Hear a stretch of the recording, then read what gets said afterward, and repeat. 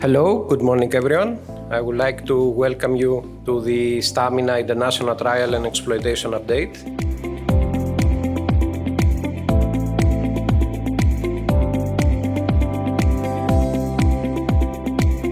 It's maybe the first time that we see you all together, so for this purpose we are quite happy.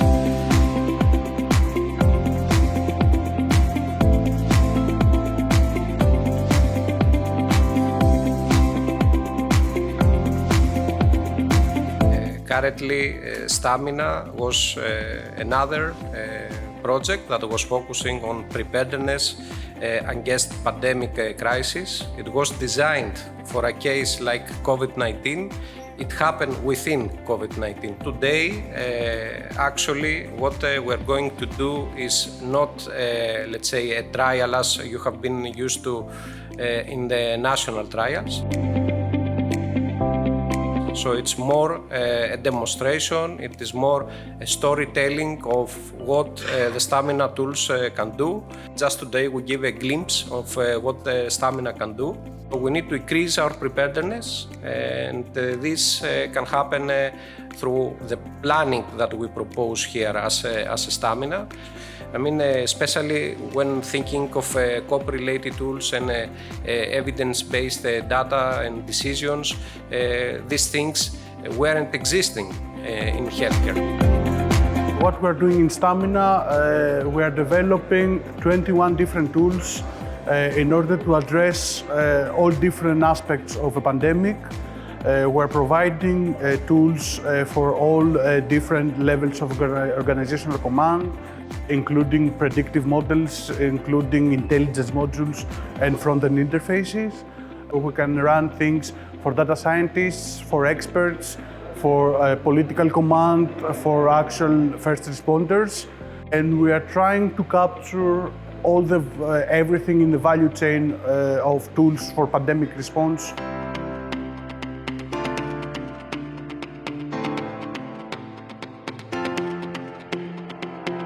STAMINA is a project about collaborative planning and collaborative preparedness for pandemic situations. It was one of those mega projects. We had nearly 21 tools.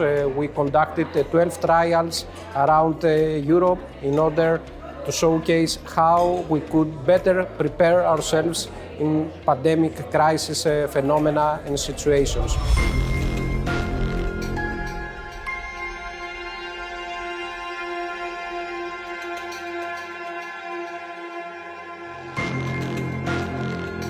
Today we're going to run the STAMINA cross-border trial. We're going to run it as a tabletop exercise.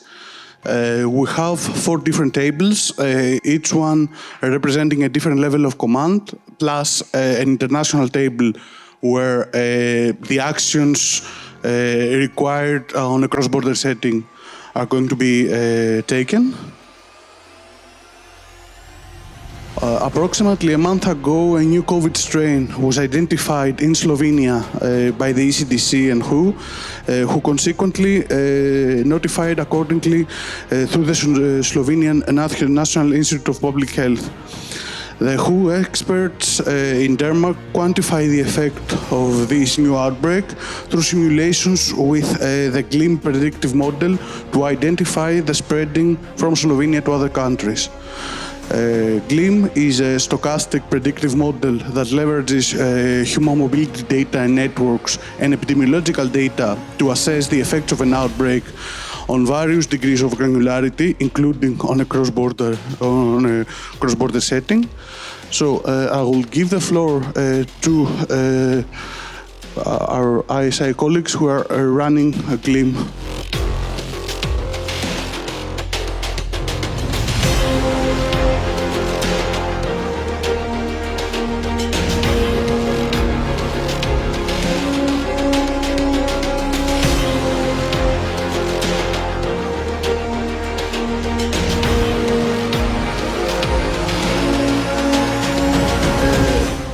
Where we are now, we have established a crisis.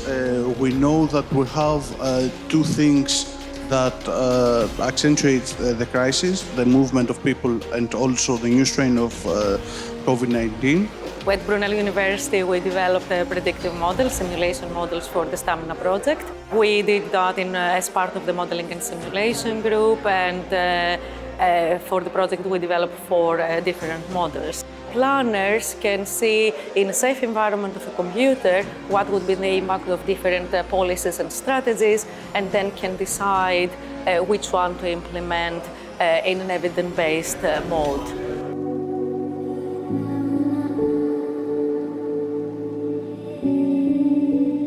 Within the STAMINA project, we had the opportunity to coordinate a number of national pilots across European and neighboring countries over the past 2 years.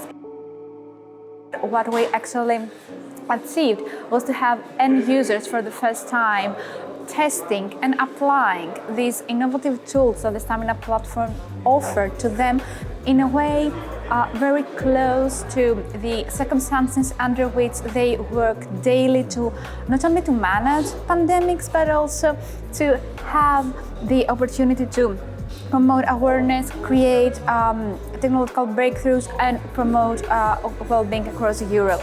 Sadways is a partner of STAMINA proposal and project, hopefully that will end in the next months.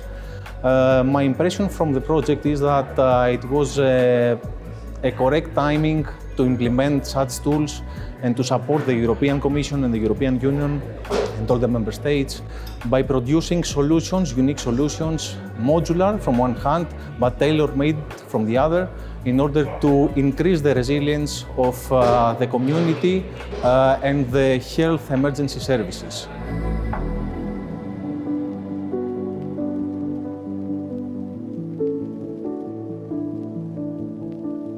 So it's really nice today that we have the chance to have a physical meeting, the second physical meeting after 2.5 years. It's really nice that we all had the chance here to come and discuss and start finalizing the STAMINA project. It was really challenging, the fact that even from the beginning of the proposal process, when we were writing the project, we didn't know that a few years later we would have to face COVID. We see how we're moving on through this crisis. We have taken some strategic level decisions. We have gone down to the operational level, and we have assessed the current state of our resources and our bed capacity. So yes, now authorities want to decide how they are going to vaccinate the population. So some questions that they may have is what kind of, apart from vaccination, I need to see lockdown measures as well, but then when I have the vaccine and where I'm going to administer this vaccine and what priority? So do I vaccinate the whole population or the clinically vulnerable groups? We saw one additional predictive model, and we saw how we can assess comorbidities, assess a lot of different parameters to see how we can minimize the effect of the pandemic using specific strategies. From the aspect of the end user point, I think that our participation in STAMINA was very useful, and the most challenging thing was collaboration with other organizations, other nations who had, other countries who had different systems, different public health systems, different data systems. And overall, I think that all these tools that have been produced via STAMINA project will be very useful in similar crises, future crises. We also had the opportunity to address and develop a holistic framework for pandemic management in a way of addressing the gaps that existed across administrations, identifying and mapping then legislative gaps, and then communicating through policy briefs and white papers what we can do on the next day to battle the next pandemic.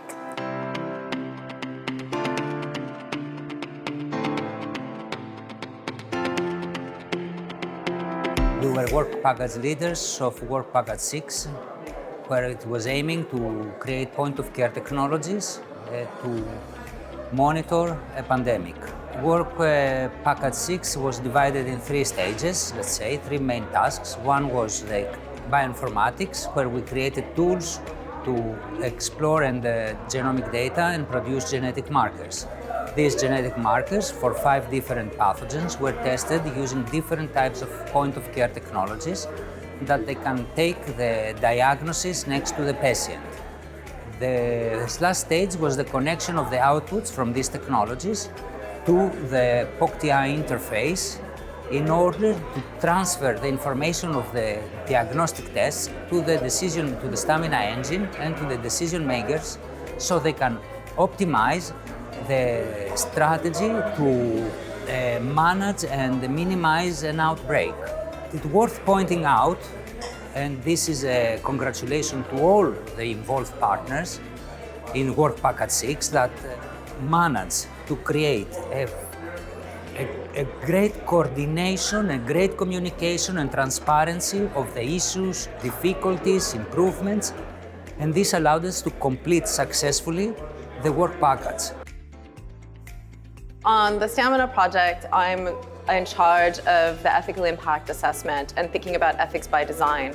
My role has been to consider the broader ethical and societal questions and the human right questions, bringing in the human problem into the data problem in the project.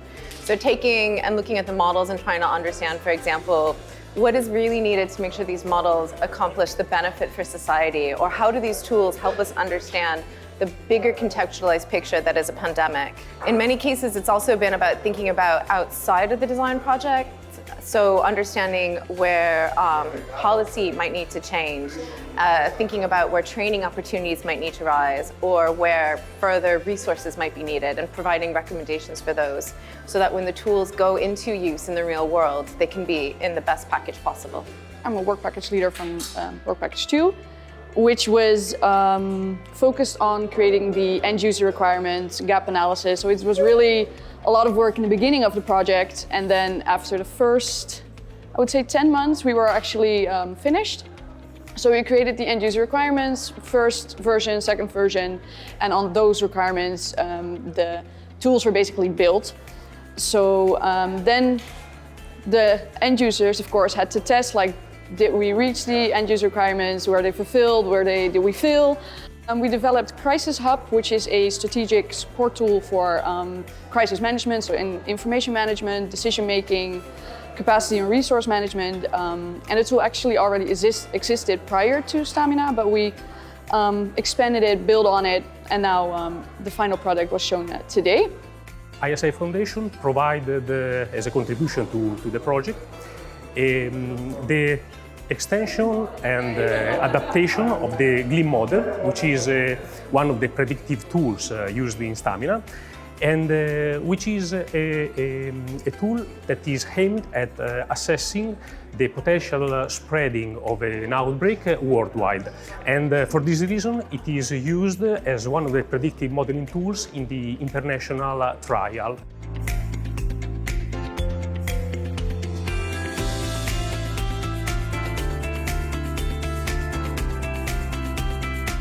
The main task of the Austrian Institute of Technology was to organize and to support the trialing process. For that purpose, we took over a well-accepted standardized methodology from a former project from Driver Plus, the trial guidance methodology, and adapted it to the needs for pandemic management. That way, we developed the study methodology in order to test, to trial all the solutions of STAMINA were implemented, the study methodology in the 13 trials. Today we finalized the last trial, the cross-border trial, and it was a very nice project. It was quite challenging, and a project we took a lot of benefit out from it. In this poster is a small session of some of the outcomes we were produced in Work Package 6 from ILVO, from IPT in Tunisia about West Nile virus, measles, E. coli, which are important pathogens that can lead also to outbreaks, and how with the technologies developed in Work Package 6 now they can be monitored successfully.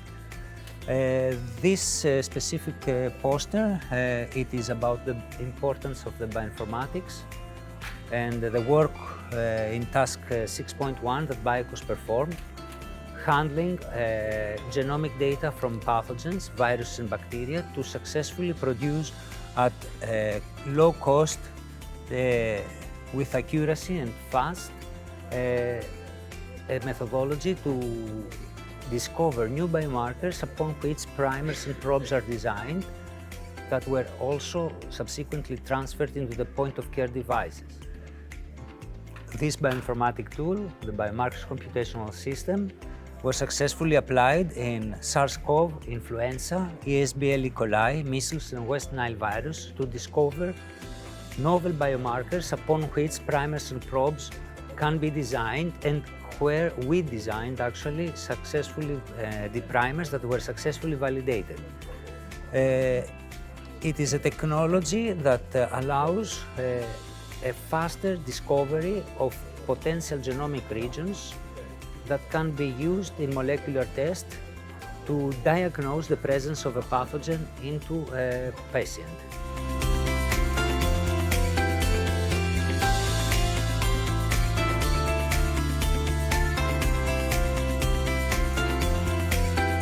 So this is a SMARCO wearable which was used in the STAMINA project and customized to the project needs.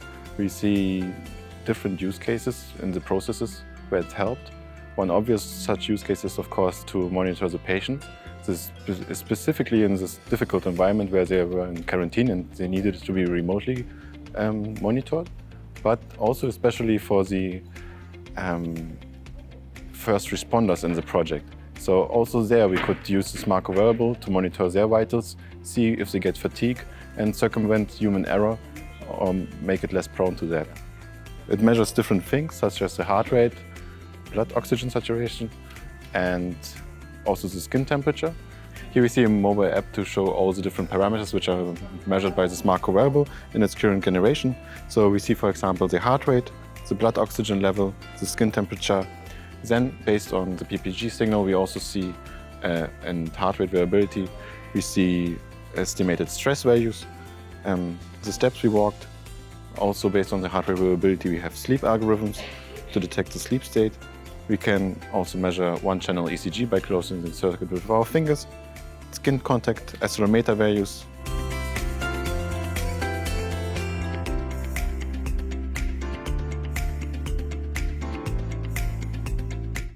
Netcompany Intersoft has been a partner of the STAMINA project, leading the integration activities as well as developing the data management and harmonization tool and the information protection tool. What we have seen actually as a need in STAMINA is that data during a pandemic need to be exchanged among various stakeholders within a country as well as in a cross-border manner. So this is what we try to tackle with the technologies that we have developed, developing a data-driven distributed ecosystem that allows the ingestion of data from different data providers and the sharing of this data according to specific sharing policies, building thus a data governance module to other stakeholders that would need to access this data in order to get a better epidemiological picture and make the proper decisions and take the proper mitigation actions to manage the pandemic. Our proposition has been a tool that has two distinct parts. One part that collects the data and harmonizes the data and that makes them all uniform in a uniform common model. The second tool is the one based in a technology that has some hype nowadays, blockchain. It's one that permits all users of the platform, all data providers, to create access right policies for their data and then revoke them at will. And make sure that those policies cannot be tampered by a third party that comes and maliciously tries to tamper them.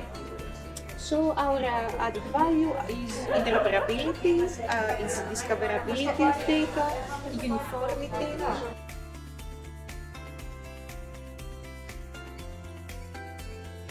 I would like to thank you all that came here today. STAMINA was a difficult project that, however, we are quite proud for you of what you have achieved, and we achieved this as a team. It is something that I would like to say again and again. We have been partners and coordinators in many projects. We have never seen tools operated from the end users without any support from the technical partners. This happened only to STAMINA. So to us it is a success story, and I think we have to underline this in the review. You've seen today a part of the exploitations. STAMINA was a headache because there were 38 partners sending too many mails, too many spamming. The networking that STAMINA can provide can lead you eventually to new projects and new project ideas, because you have a great pool where you can find the partner that you want in the projects that you participate. So it will be a success if you still continue to utilize the partnerships that you managed to create out of STAMINA. So thank you everybody.